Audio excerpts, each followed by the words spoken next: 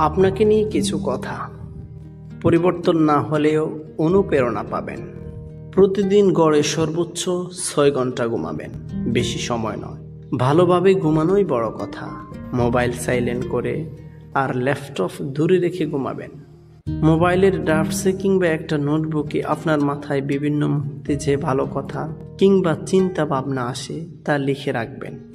সাধারণত সুন্দর চিন্তাগুলো দুইবার আসে না। প্রতিদিন 30 মিনিট নিয়ম করে কোনো একটা মোটিভেশনাল বই পড়ো কিংবা লেকচার শোনো। এ সময় নিজের ইগোকে দূরে রাখবেন। কোনো সময় মন যদি খুব অশান্ত হয়ে যায় এবং কিছুতেই সেটাকে শান্ত করা না যায়, তবে 10 মিনিট হাঁটুন আর হাঁটার সময় নিজের পদক্ষেপ গণনা করুন।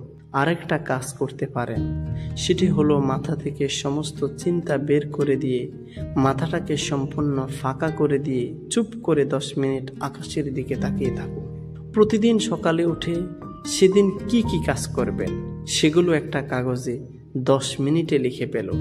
কাগজটি সাথে রাখুন এবং আগের দিনের চাইতে অত্যন্ত একটি হলেও বেশি কাজ করার কথা লিখবেন। রাতে ঘুমাতে যাওয়ার আগে মিলিয়ে নিন সবগুলো করতে পেরেছেন কিনা।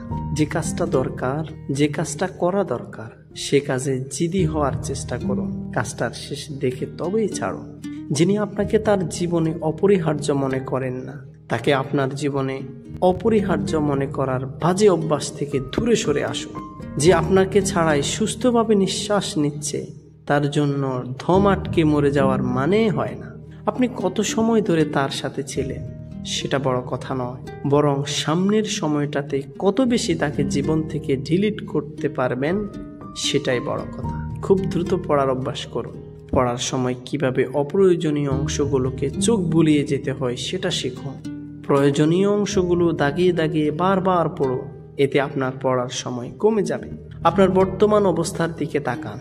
দেখবেন কিছু কিছু বিষয়ে স্রষ্টার অনুগ্রহে আপনি অনেক বিপদ কিংবা দুর্ভাগ্য থেকে বেঁচে গেছেন এবং ভালো আছেন। ঘুমাতে যাওয়ার আগে শুকরিয়া আদায় করে ঘুমাবেন। বিভিন্ন মোটিভেশনাল বই, গ্রেট ম্যানদের বায়োগ্রাফি এবং ধর্মীয় গ্রন্থ এসব পড়ার সময় অবশ্যই বিশ্বাস করে পড়তে হবে। যদি আপনি পৃথিবীতে সবকিছুই যুক্তি দিয়ে বিচার করেন, তবে পৃথিবীতে বেঁচে থাকাটা আপনার জন্য কঠিন হতে পারে। তবে বইগুলোতে যা যা আছে সেগুলোর মধ্য থেকে আপনার দরকারি জিনিসগুলোই গ্রহণ করুন।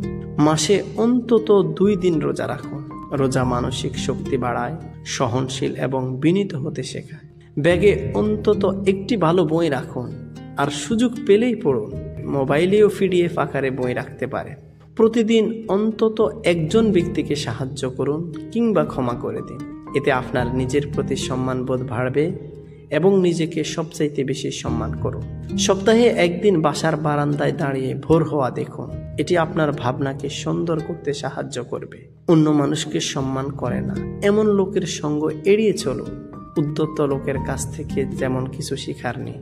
নিজের চারদিকে একটা দেয়াল তৈরি করে রাখুন। সে দেয়ালে ঘেরা ঘরে আপনি নিজের মতো করে নিজের কাজগুলো করার জন্য প্রচুর সময় দিন। এতে আপনি অন্যদের চাইতে একই সময়ে বেশি কাজ করতে পারবেন। সবাইকেই সময় দিলে আপনি নিজের কাজগুলো ঠিক মতো করতে পারবেন না।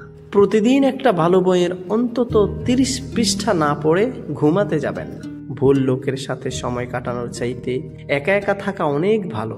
প্রতিদিন আপনি যতটুকু কাজ করতে পারেন তার চাইতে কিছু বাড়তি কাজ করুন। সপ্তাহে একদিন ঘড়ি এবং মোবাইল ফোন বন্ধ রেখে একেবারে নিজের মতো করে সময় কাটান। সেদিন বাইরের পুরো দুনিয়া থেকে নিজেকে বিচ্ছিন্ন করে ফেলুন এবং যা যা করতে ভালো লাগে কিন্তু ব্যস্ততার কারণে করা হয় না সেসব কাজ করে ফেলুন। আপনি সম্মান করেন কিংবা পছন্দ করেন এমন কোনো ব্যক্তির 10টি ভালো গুণ কাগজে লিখে ফেলুন।